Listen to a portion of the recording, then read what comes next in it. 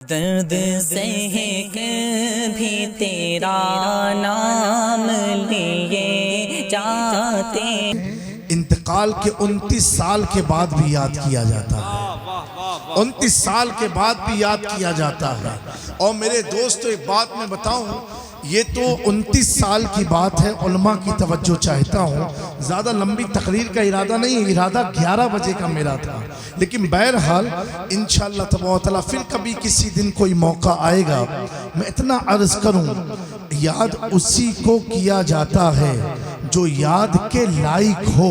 हर आदमी को याद नहीं किया जाता है, याद उसी की मनाई जाती है जो याद के काबिल हुआ करता है।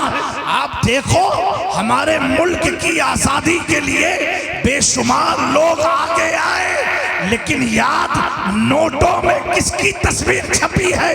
गांधी की छपी है। वजह क्या है? क्या वो कभी किसी मैदान में लड़ने आए?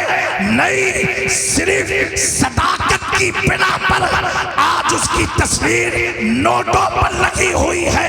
कैसी सदाकत! उसी ने कहा था पार्लियामेंट के अंदर, अगर भारत में अमन और सुकून चाहते हो तो मदीने वाले आका के दस्तूर को नाफिज करो। सुभान अल्लाह। नारे तकबीर, नारे रिसालत, तालीमाते मुस्तफ़ा, फैज़ाने मखदूम अशरफ, मसलके आला हजरत। तो मेरे दोस्तों, याद हर किसी को नहीं किया जाता है। अगर कोई गैर हो करके भी मुस्तफ़ा की ताज़ीम जानता है, उस गैर को भी याद रखा जाता है, इसलिए कि मुस्तफ़ा की ताज़ीम जानता है, मुस्तफ़ा के मकाम को जानता है। आप पूछो इन उलमा से, अबू लहब को हर दोशंबा के दिन उसकी उंगली से पानी पिलाया जाता है। वजह क्या है? जिसके लिए आयत आई हो तब्बत यदा अबी लहबी वतब, उसके बावजूद अल्लाह उंगली से पानी उसे देता है। सिर्फ इसलिए जब आका पैदा हुए, उसने उंगली के इशारे से गुलाम को आजाद किया। अल्लाह को ये आजाद करना इतना पसंद आया कि उसके आजाद में अल्लाह उसे उंगली के जरिए पानी पिलाया। सुभान अल्लाह। नारे तकबीर, नारे रिसालत, फैज़ाने मखदूम अशरफ। याद सबको नहीं किया जाता, याद उसी को किया जाता है जो याद करने के लायक हो। आज पूरी दुनिया में तारीख को पलट करके आप देख लो, चाहे अपनी जमात में, गैरों की जमात में, चाहे पहुंचे पैजामे वालों की जमात में, चाहे कोट पैंट वालों की जमात में, आप देख लो। हम गौसे आजम को याद करें, हम ख्वाजा गरीब नवाज को याद करें, हम मखदूम सिमला को याद करें, हम महबूब इलाही को याद करें, हम शाह आलम को याद करें, हम कुतुब आलम को याद करें, हम मूसा सुहाग को याद करें, हम शाह मीरा को याद करें, हम इमाम इश्क व मोहब्बत आला हजरत को याद करें, मुफ्ती आजम को याद करें, अल्लामा अख्तर रज़ा खान ताजुल शरिया को याद करें, अल्लामा अख्तर हुसैन को याद करें।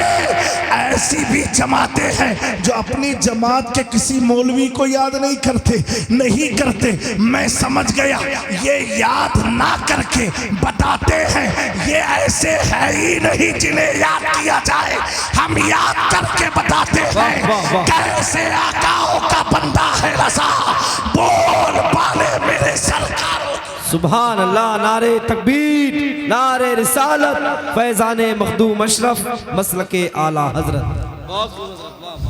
मेरे दोस्तों, याद उसे किया जाता है, सबको नहीं, जिसका अकीदा ये होता है जहां बानी अता कर दे, भली जन्नत हिबा कर दे।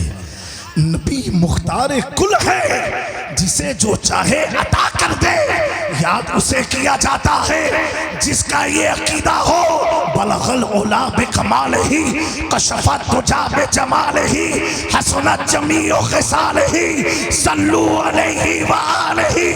याद उसे किया जाता है, मिसाले मुस्तफ़ा कोई पैगंबर हो नहीं सकता। सितारा लाख चमके के महरे अनवर हो नहीं सकता, याद उसे किया जाता है। अल्लामा मदनी मियां फरमाते हैं, क्या कहते हैं बड़े प्यारे अंदाज से, किस लिए फिक्र करे हश्र के दिन क्या होगा, सामने उनके जो कुछ होगा वो अच्छा होगा।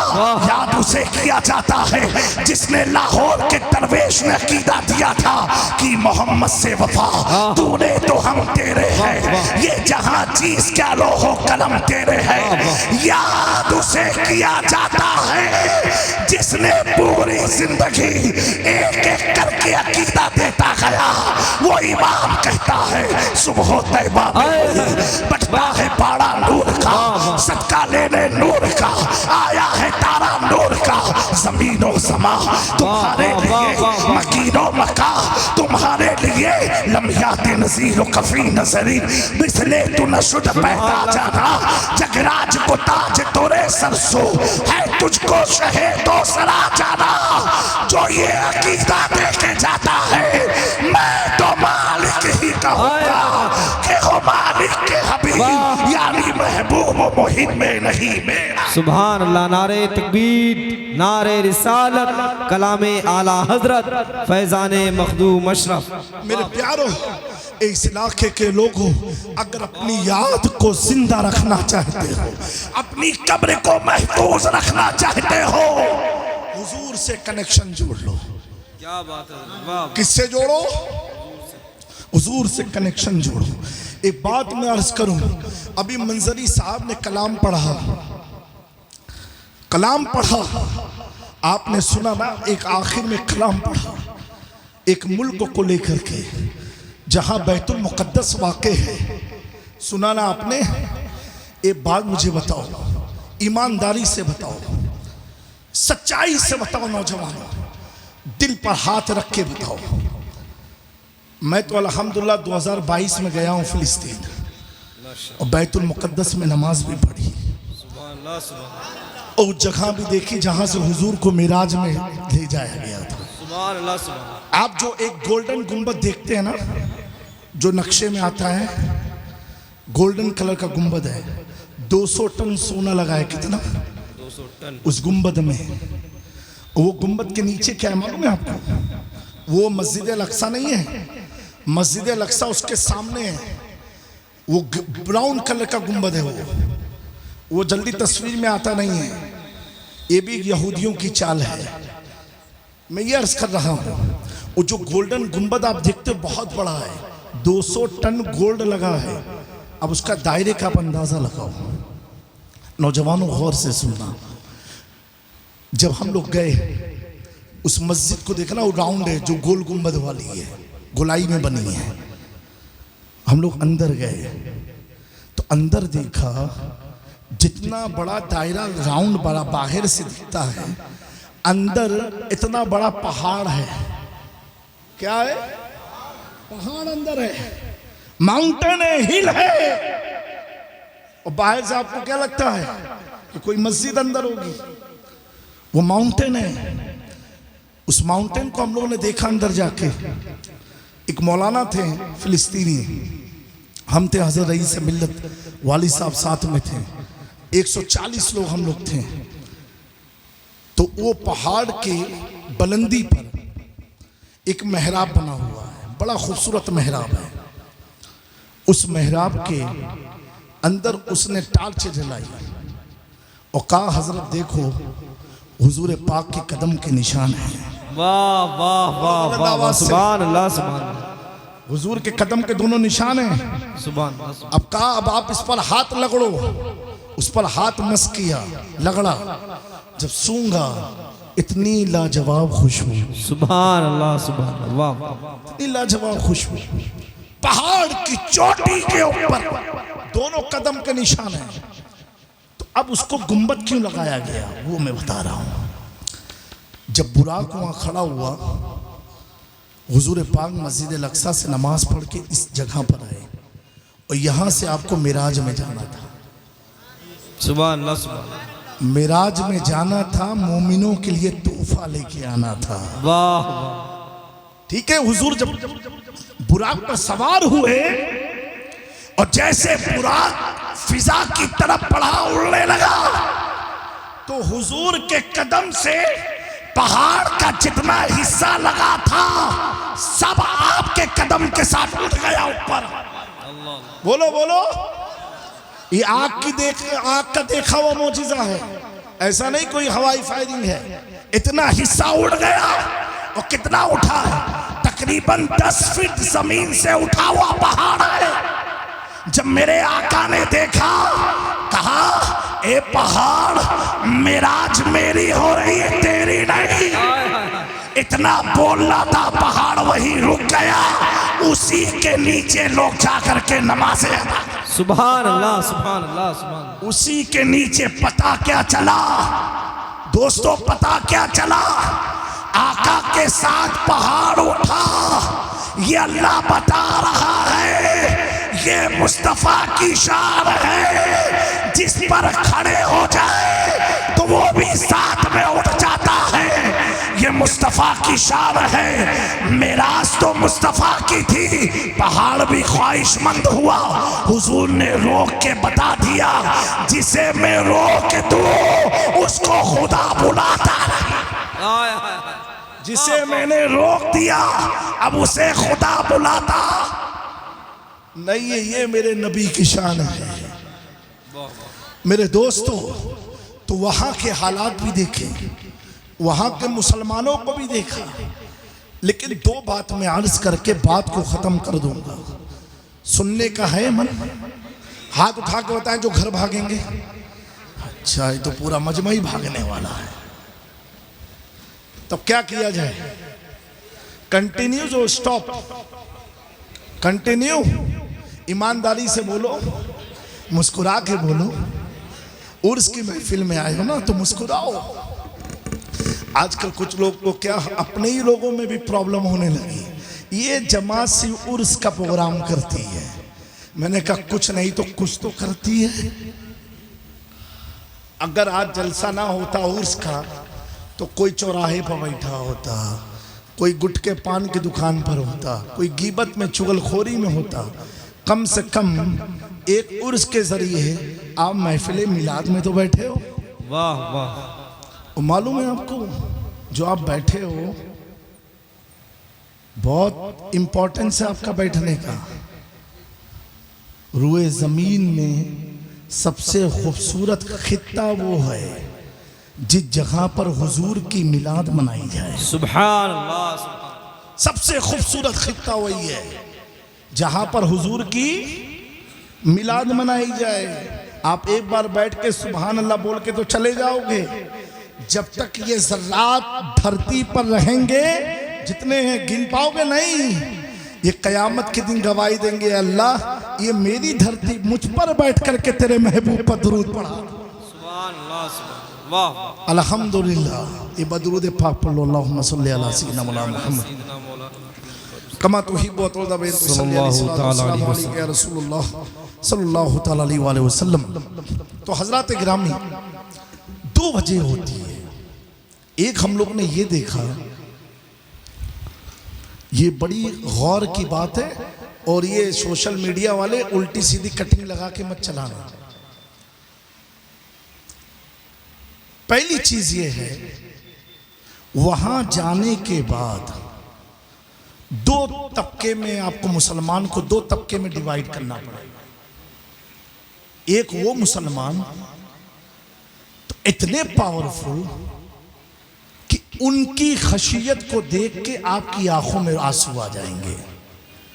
मैंने अपनी आंख से अल्लाह की इज्जत की कसम खा के कह रहा हूं, मैंने ईशा या मगरिब के वक्त देखा था मस्जिद अल-अक्सा में एक शख्स ऑक्सीजन मशीन ले करके आकर के नमाज अदा कर रहा था।